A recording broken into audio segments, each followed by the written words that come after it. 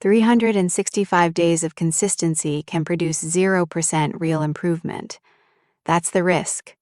You can show up every day, feel disciplined, and still end the year exactly where you started. If your streak hasn't produced measurable change, the streak may be the trap. Everyone tells you to practice daily.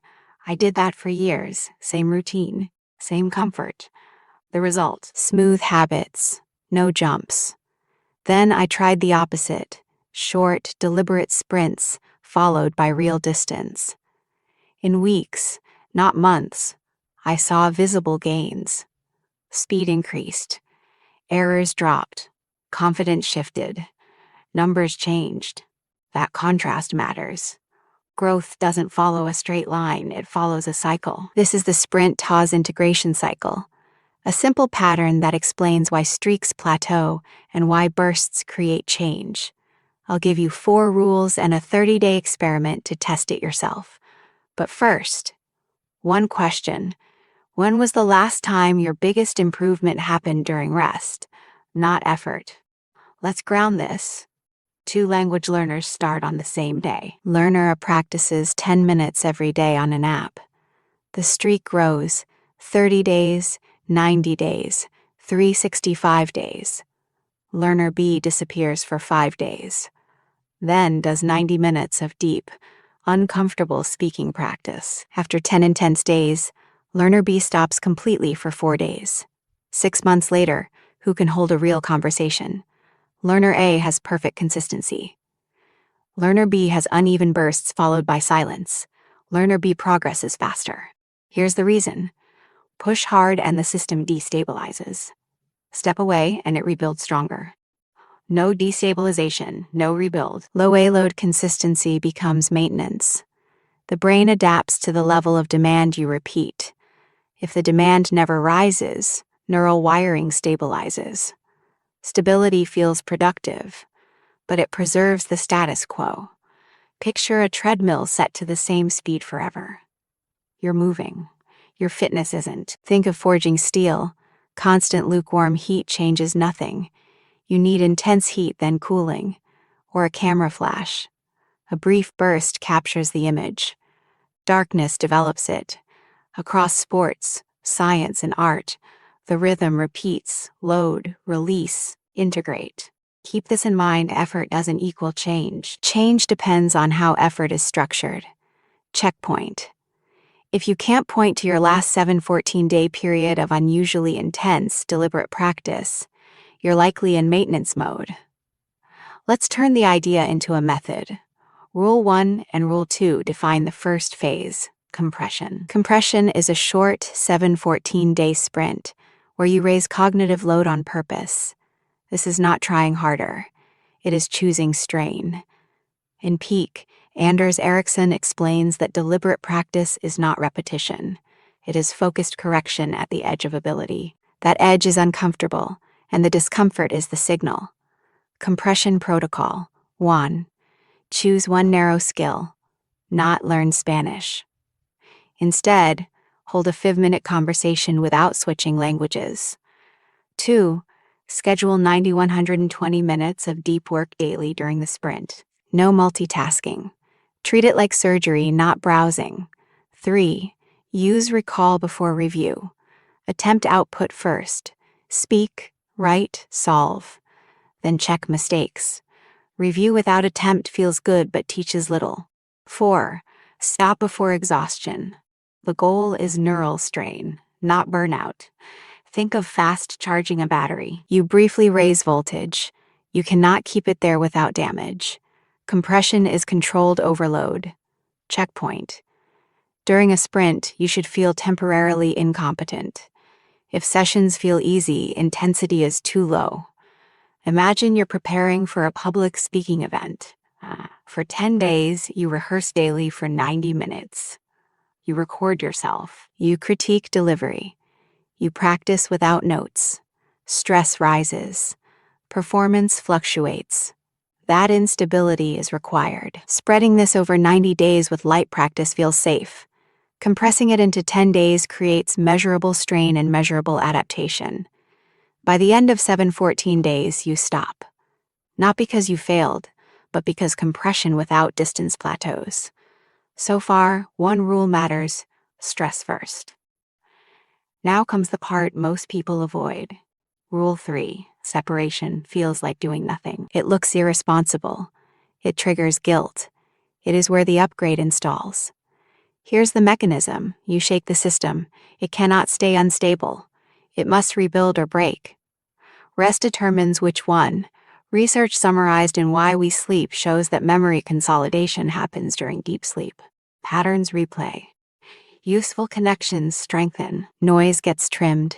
Different fields. Same cycle. Stress. Distance. Upgrade. Separation protocol. WON. Take 2 to 5 days of zero deliberate practice on that skill. Not lighter practice. 0. 2. Avoid input overload. No tutorials. No podcasts just in case. No background review. 3. Choose low stimulation activities. Walks, light exercise, journaling, simple chores. 4. Protect 7-9 hours of sleep. Non-negotiable. This is integration in progress. Think of a software update during compression. You download large files. The system slows. Things feel unstable. The update installs after a restart. Keep opening new programs and it never completes. A medical student completes a 12-day anatomy sprint, bones and muscle attachments, 2 hours each morning. On day 13, they stop. 4 days of walking, cooking, sleeping. When they return, recall is faster. Fewer errors. Knowledge feels placed, not floating. Nothing new is added during rest, yet performance improved. A software engineer does a 7-day focus build in a new language. Then 3 days of no code. When they return, patterns that felt confusing feel clear. Same rule, different domain, same outcome. Skip separation and compression turns into chronic stress. Errors rise. Motivation drops. You feel busy, but progress stalls. Stretch it too long, and momentum fades. Balance matters. Remember this. The effort created the gap. Rest closed it. Rule 4. Integration. This is where numbers matter. This is the moment many avoid, because numbers do not care how hard you tried. Integration means testing performance under real conditions after rest. Protocol, first, recreate the original challenge. Same pressure, same rules. Second, perform without review. No warm-ups that hide weakness. Third, measure one primary metric: speed, accuracy, duration, or error rate, under the same conditions. Fourth, record the difference. Numbers over narratives. Clear standard. A 10-20% improvement in speed, accuracy, or error rate under identical conditions. Language example. After a 3-day pause, hold a 50-minute conversation. Before, 12 pauses, 7-word searches. After 5 pauses, 3 searches. That's data. Programming example before. After the cycle, 28 minutes, 0 errors. Same problem type, different outcome. Fitness example. A runner does 2 weeks of interval sprints, then 3 rest days.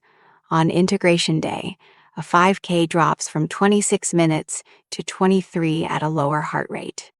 Same rules, different outcome because the system reorganized. Skip integration, and you can spend 6 months repeating effort that feels intense but changes nothing. Familiarity replaces mastery. Effort replaces progress. You never recalibrate intensity. Daily effort keeps you afloat. Compressed effort changes your level. Step back. You've seen enough. Different fields. Stessens. Upgrade. Michael Jordan trained in brutal off-season blocks. Einstein obsessed, then walked. Bruce Lee drilled one movement obsessively, then stopped. Return to the question, when did your last real jump happen? During effort or after distance? Neuroscience in simple terms: push hard. Networks destabilize. Step away, they reorganize. No instability, no upgrade. Constant low-intensity effort often leads to quiet plateaus. Motivation declines. Results feel invisible. People blame talent when structure is the issue. Redefine consistency. Not daily minimums, but consistent cycles. Design a 30-day experiment. Treat the next month as a lab, not a lifestyle change, a test. Step 1. Choose one measurable skill. If you can't count success or failure, you can't evaluate growth. Step 2. Schedule a 7-14-day compression sprint, 90-120 minutes of deep work. No warm-up busy work. Step 3. Commit to a 25-day separation. No deliberate practice. Sleep, walk. Let the system rebuild. Step 4. Run an integration test. Same conditions. One metric. Record the difference. Example. A writer measures words per HR with clarity checks. A 15% to the pause confirms integration. Remember this. Effort happened earlier. Proof happens now. Common objections. I don't have 90 minutes. Reduce duration, not depth. 60 minutes of active recall beats 2 hours of passive review. Depth drives change. Won't I forget during the pause? Learning is like concrete. During the sprint, you pour. During the pause, it sets. Keep poking it, and it never hardens. What about daily habits? Use them for maintenance. Use sprints for growth. Identity is not the same as improvement. Final checkpoint. After one full cycle, did performance improve by 10-20% under the same conditions? If yes, repeat. If no, adjust intensity or focus. Remember this line. Streaks maintain. Cycles upgrade. Now choose. Comment sprint if you want visible gains in 30 days. Comment streak if you believe daily habits alone are enough. One of these is lying to you. Start within 48 hours. Define the metric. Schedule the deep sessions. Protect sleep. Run the pause. Measure the jump. Breakthroughs are engineered. Your next measurable jump may happen during the pause you're afraid to take.